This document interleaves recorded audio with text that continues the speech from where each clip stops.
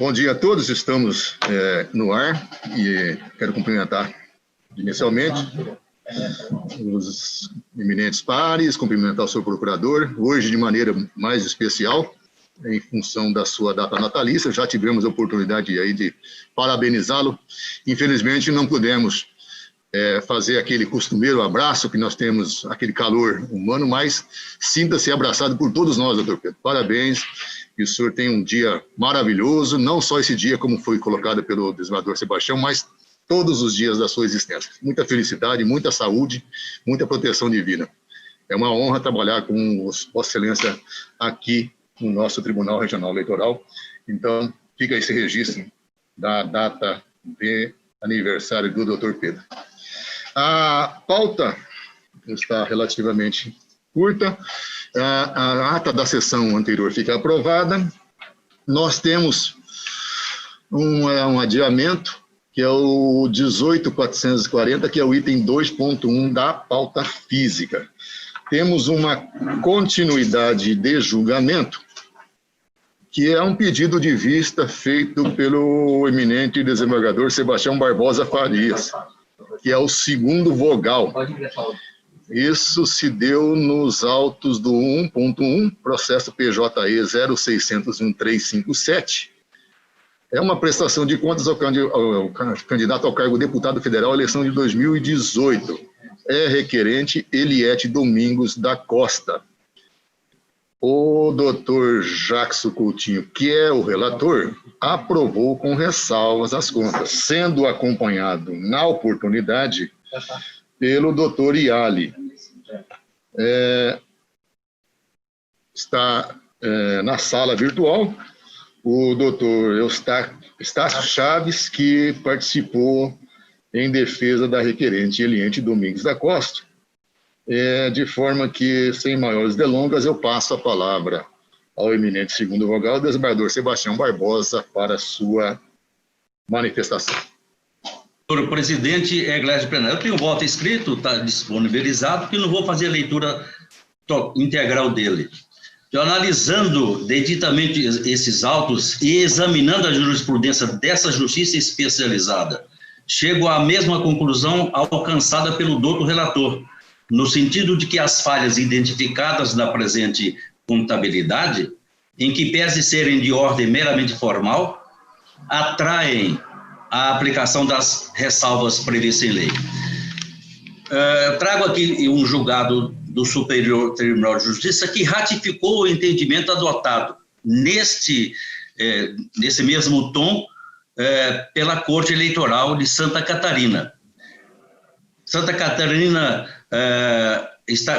disse o seguinte: o Tribunal Regional Eleitoral de Santa Catarina aprovou com ressalvas as contas de campanha do candidato a deputado estadual alusivas às eleições de 2018 em razão das seguintes irregularidades: a entrega dos relatórios financeiros de campanha fora do prazo legal e b, deficiências na apresentação das informações parciais relativas à movimentação financeira de campanha. E aqui do nosso tribunal, da relatoria do desembargador Pedro Sakamoto, também nessa mesma toada tem um julgado. Cito apenas, como citei naquela oportunidade em relação a Santa Catarina, só as premissas menores. Dissera a sua excelência o desembargador Pedro Sakamoto: 1. O atraso na entrega das contas, bem como de relatório financeiro de campanha e de documentação referente ao recebimento de doações e realização de gastos, são vícios de ordem meramente formal e que não comprometem nada a contabilidade, sobretudo porque foram apresentadas posteriormente. Mas aí, contas aprovadas com ressalva, destaquei. Ele disse, como dissera o doutor Jackson, que é meramente formal, mas que atrai esta ressalva. Então, eu estou, ao fim e ao cabo, em consonância com o relator, em dissonância parcial com a Procuradoria, aprovando a conta com ressalvas. Como vota o doutor Sebastião Monteiro? Senhor presidente, bom dia a todos. Eu acompanho o relator. Doutor Fábio Henrique. Voto com o relator, senhor presidente. Doutor Bruno. De acordo, senhor presidente. Então, o resultado, o tribunal, por unanimidade, aprovou com ressalvas as contas da candidata nos termos do voto do doutor relator e em parcial consonância com o parecer ministerial. Eu não cumprimentei o doutor Estácio, assim, formalmente, eu ia dizer igual o Jânio Quadro Filho, apenas quando nós estávamos na sala conversando, mas eu cumprimento Vossa Excelência e... Doutor Estácio. Vou acompanhar, como já disse, ao relator. Doutor Estácio, então eu também, agora, embora tardiamente, eu já lhe cumprimento e já desconvido Vossa Excelência a participar da sessão. Não tenho outra palavra. Em questão presidente. Operacional, você me... Bom dia. Tá, então, tenha um bom dia. Muito obrigado. Obrigado, bom dia a todos. Bom dia. 2.2, processo 44.186, um embargo de declaração, recurso eleitoral, ação de investigação judicial eleitoral, cargo de vereador, corrupção ou fraude, candidaturas femininas fictícias, preenchimento de cota de gênero, Diamantino, 7ª Zona Eleitoral, eleições 2016, embargante, Josenil Costa Lube, Gonçalina Maria Viegas Filha. Embargado Ministério Público Eleitoral.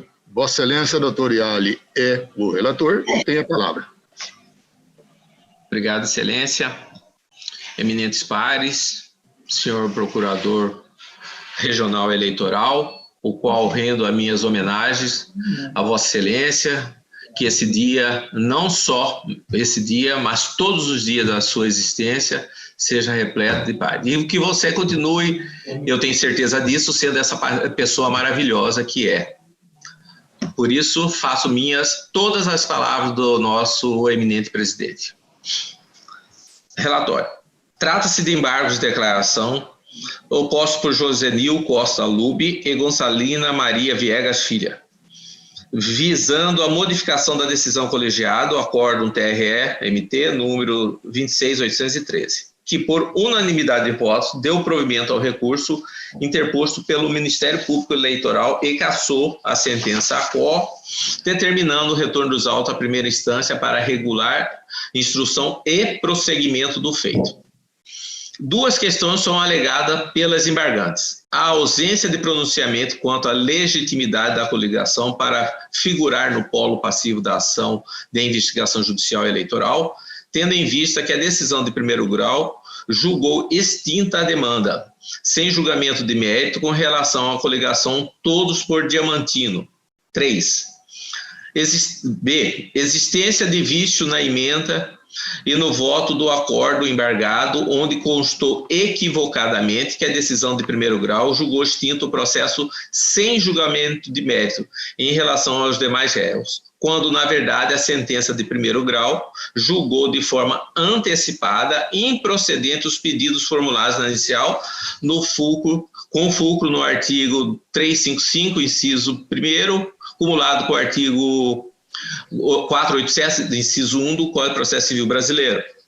O Ministério Público Eleitoral ofertou contra as razões, folha 406, 407, pelo provimento parcial dos aclaratórios, para fim de retificar o referido erro material existente na emenda e na parte conclusiva do acordo, no que atine a legitimidade da coligação para figurar no polo passivo da demanda.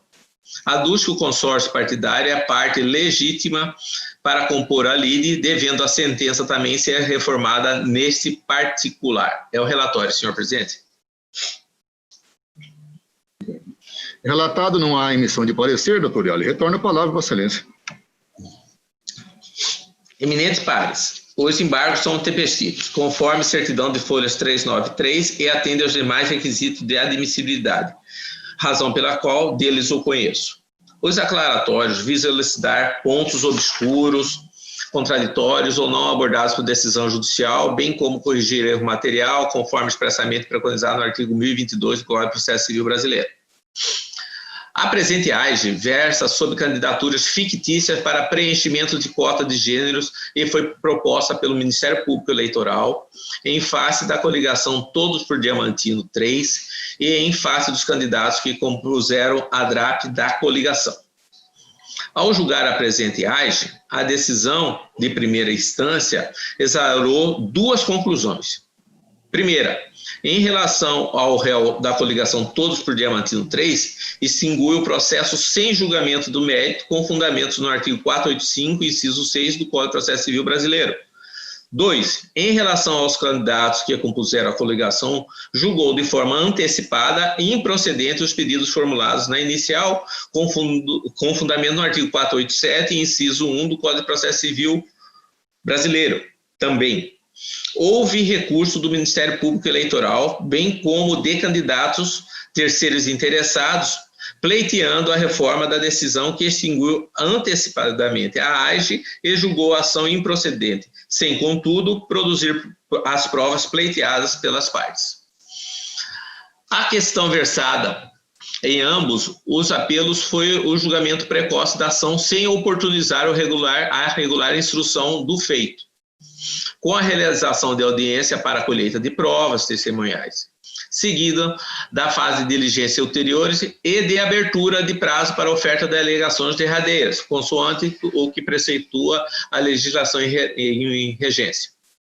Por ocasião do julgamento do recurso, foi dado o provimento ao recurso interposto pelo Ministério Público Eleitoral para anular a sentença de primeiro grau, determinando-se o retorno dos autos ao juízo de origem para o seu regular processamento e julgamento.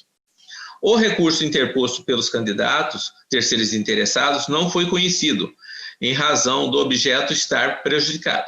Pois bem, o primeiro vício arguido nesses aclaratórios é a ausência do pronunciamento judicial acerca da extinção do feito sem resolução do mérito por ilegitimidade passiva em relação à coligação Todos por Diamantino 3.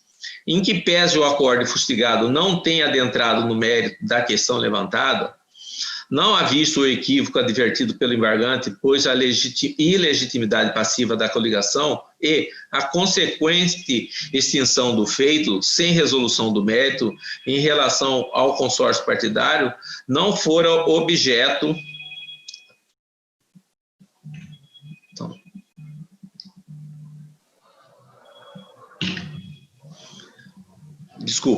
Em que pese o acórdão fustigado não tenha adentrado do mérito da questão levantada, não há visto o equívoco advertido pelo embargante, pois a ilegitimidade passiva da coligação e a consequente extinção do feito, sem resolução do mérito, em relação ao consórcio partidário, não foram objeto de insurgência nos recursos eleitorais interpostos, tanto pelo Ministério Público Eleitoral quanto pelos terceiros interessados.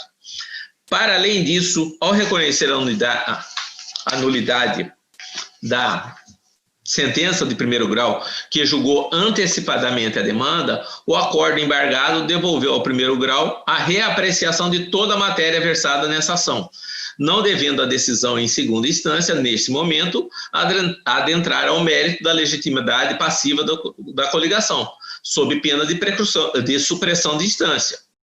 O segundo ponto embargado trata-se de equívoco detectado no voto condutor e na ementa do acórdão embargado, que, ao anular o julgamento de primeiro grau, referiu-se à sentença recorrida, afirmando que, em relação aos candidatos que compunham a coligação, a decisão extinguiu o processo sem julgamento de mérito, quando, na verdade, o feito foi extinto com julgamento de mérito, nos termos do artigo 487, inciso 1º do Código de Processo Civil Pátrio. Razão assiste às embargantes. Examinando os autos, especialmente a sentença recorrida, folhas 112 e 115, constata-se que o juízo eleitoral de primeira instância entendeu que a questão debatida em relação aos candidatos poderia ser julgada antecipadamente, sem instrução probatória, nos termos do artigo 355, inciso 1 do Código de Processo Civil, e em seguida proferiu decisão julgando improcedentes os pedidos formulados, com fundamento no artigo 487, inciso 1 do Código de Processo Civil Brasileiro. Por sua vez, o acórdão embargado deu provimento ao recurso interposto pelo Ministério Público, para anular a sentença que julgou prematuramente a causa, por considerar que configura cerceamento de defesa a decisão que julga improcedente a ação judicial por insuficiência probatória, mormente quando não oportunizada a produção de prova devidamente requerida pela parte. Em que pese a fundamentação do acordo embargado esteja plenamente correto, identifico erros materiais no respectivo voto e na ementa abaixo relacionada. Voto, abre aspas, com efeito, trata-se de recurso eleitoral interposto pelo Ministério Público Eleitoral contra a sentença que extinguiu a presente ação de investigação judicial eleitoral, sem resolução do mérito, fecho aspas. Com essas considerações, em consonância ao parecer ministerial, dou provimento ao recurso interposto pelo Ministério Público Eleitoral para cassar a sentença que julgou extinto o processo sem resolução do mérito, determinando, por conseguinte, o retorno dos autos ao juízo de origem para seu regular processamento, devendo, inclusive, ser apreciado e julgado o conjunto com a AIME número tal. Ementa. Eleição de 2006, recurso eleitoral, ação de investigação do judicial eleitoral, AGE, corrupção ou fraude, candidaturas fictícias de mulheres para preencher cota de gênero, julgamento antecipado da lide, recurso do Ministério Público Eleitoral, existência de indícios, cabimento da AGE, determinação de retorno aos autos à origem, prosseguimento da demanda, para prosseguimento da demanda, sentença anulada, provimento do recurso, segundo recurso prejudicado. Item 5. Havendo indícios de candidatura feminina fictícia, a questão merece ser apurada, não sendo o caso de extensão prematura do feito sem julgamento do mérito, devendo os autos ser devolvidos para o normal processamento. No escolho de Humberto Teodoro Júnior, abre aspas, a rigor o erro material consiste na dissonância flagrante entre a vontade do julgador e a sua exteriorização, num defeito mínimo de expressão que não interfere no julgamento da causa e na ideia por ele, nele vinculada. Por exemplo, 2 mais 2 igual a 5. Ocorre essa modalidade de erro quando a declaração de fato não corresponde à vontade real do declarante.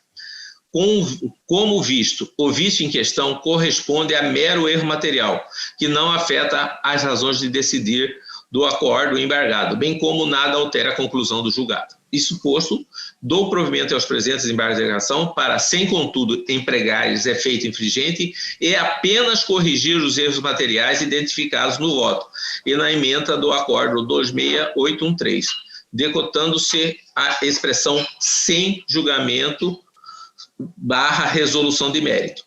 No mais, mantenho a conclusão do acordo embargado, que anulou a decisão de primeiro grau e todos os demais atos decisórios ulteriores praticados, determinando, por consequente, o retorno dos autos ao juízo de origem para prosseguimento da AGE, com a regular instrução de feito. É como voto, Excelência.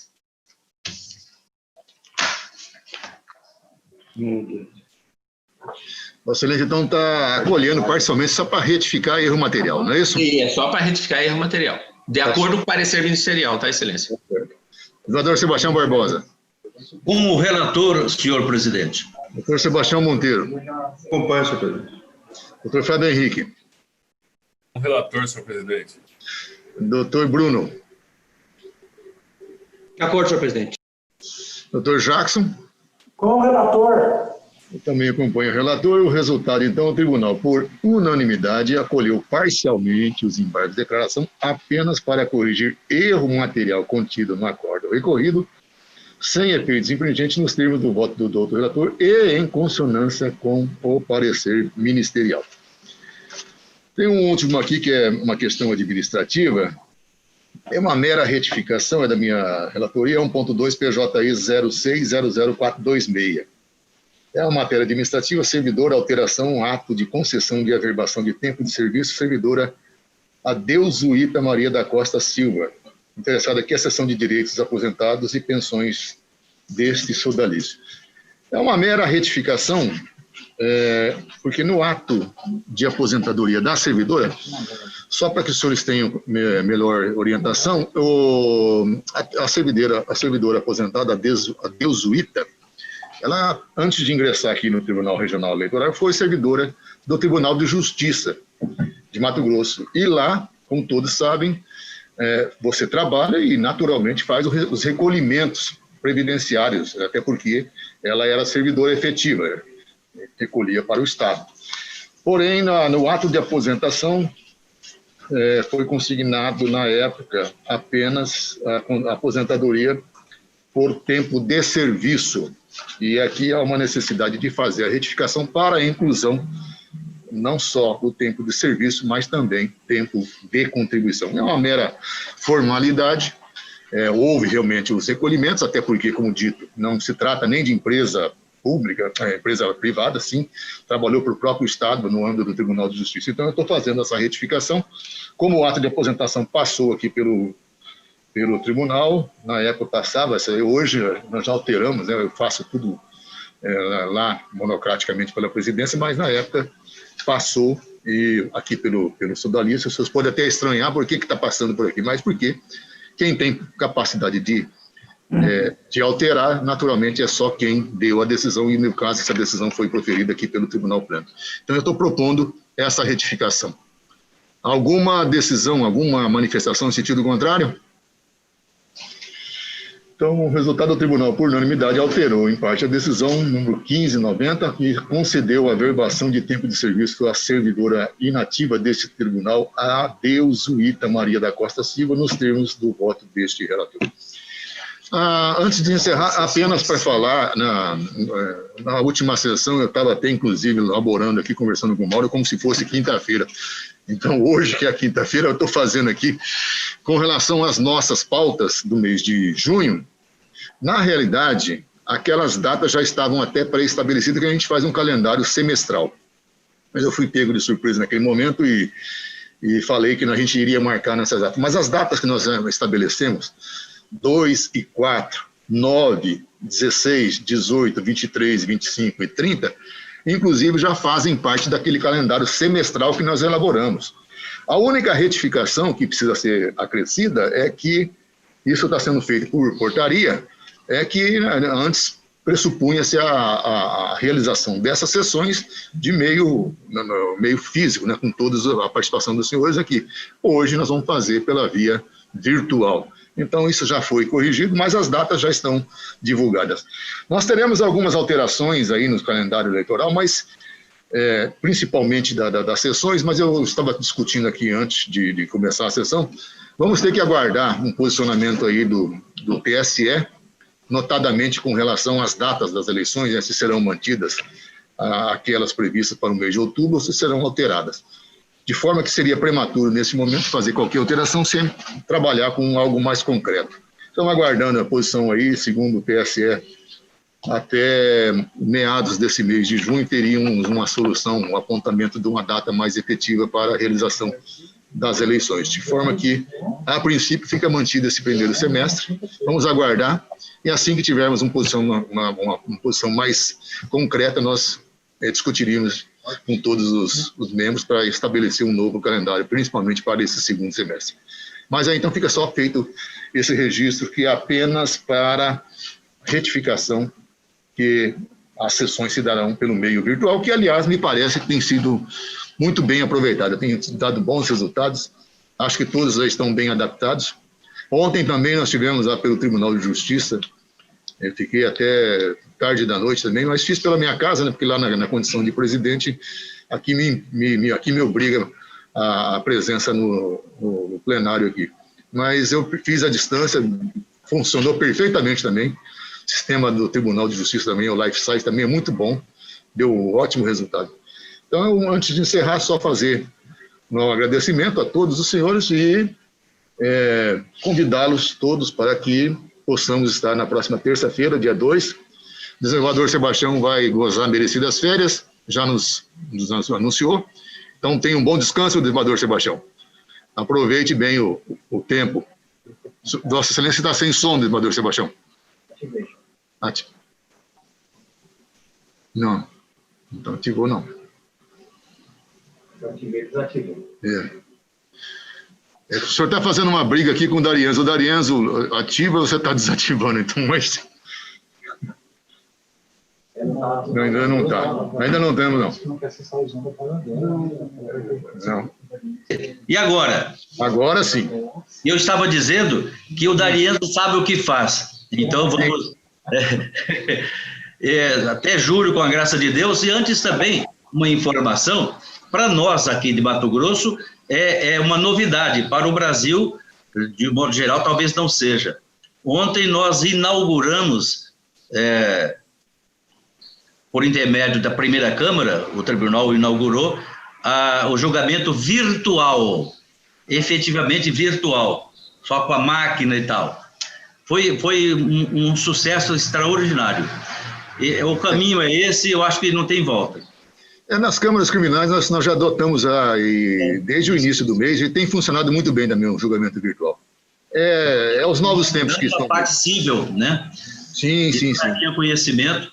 E como diz o padre Jonas, e quem não é católico, mas pode ouvir, quando você navega em águas profundas, você não quer voltar para águas rasas, né? Então, você tem que continuar navegando até para sempre estar de acordo com a tecnologia.